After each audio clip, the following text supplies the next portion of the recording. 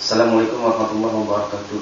Ada satu surat ayat 7 surat Ibrahim yang biasa kita kenal, ya, guru-guru kita sering menyampaikan, ulama-ulama kita sering menyampaikan, ya, dalam kajian-kajian, dalam majelis-majelis, dalam ta'lim.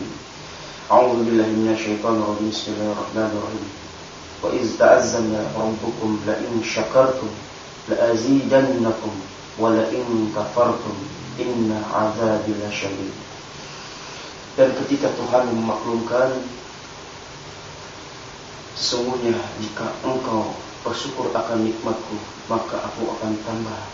Tetapi jika engkau kufur terhadap nikmatku, maka rasakanlah azabku yang sangat pedih.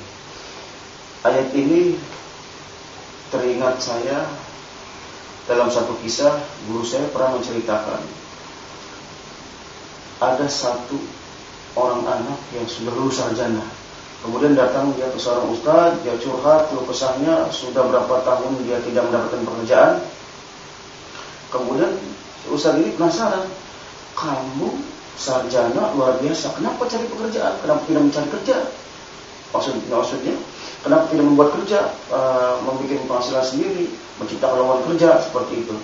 Kemudian si anak ini menjawab, Ustaz, gimana saya cari kerja? Saya kan pengen cari pengalaman dulu.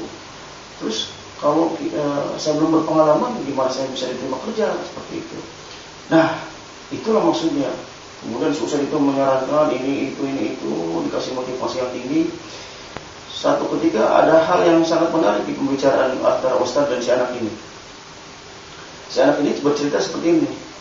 Iya, kemarin saya ditawari pekerjaan yang gajinya kecil. Saya malas Ustaz, saya dengan pikiran saya seperti ini, kenapa dikasih gaji yang kecil? Saya kan bisa mampu yang lebih besar, atau perbandingannya sarjana saya ini nilainya lebih besar.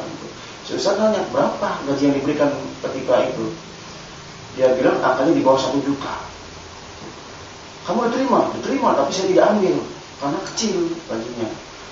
Saya pengen mencari yang lebih besar. Kemudian Ustaz ini menjelaskan, nah, kamu dikasih rezeki yang kecil, kamu tidak bersyukur. Gimana Allah mau menambah rezeki yang lebih besar, yang kecil saja kamu tidak bersyukur. Si anak ini bingung, loh, kok ini Ustaz ini kok nadanya seakan-akan marah ya? Kata si Ustaz, kamu pernah mancing tidak? Wah Ustaz, hobi bapak saya itu mancing. Nah, kamu pernah ingat bapak kamu mancing tidak? Pernah. Si anak itu bilang, bapakku mancing di mana? Mancing di sungai. Apa umpannya? Si anak ini bilang, umpannya itu cacing yang kecil. Cacing kecil, iya, mungkin ya, lebih kecil dari jari kelingking saya mungkin. Coba diceritakanlah si anak ini dengan pengalaman mancingnya dengan ayahnya. Ayah saya masukkan kail dengan cacing yang kecil, kemudian dilemparkan ke sungai, kemudian dapatlah ikan sepat, dapat ikan mujair, dapat ikan lele.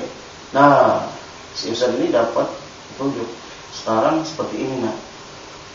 Kita mengais rezeki itu sama seperti dalam mancing. Saat umpan kita cacing, kita akan dapat ikan sepat. Paham tidak? Si anak ini maksudnya apa ya? Saat umpan kita ikan sepat, kita lemparkan lagi, maka umpan yang akan didapat itu adalah ikan yang makan ikan sepat. Bisa kakap, bisa tongkol, ya, bisa mujair yang besar, gitu ya.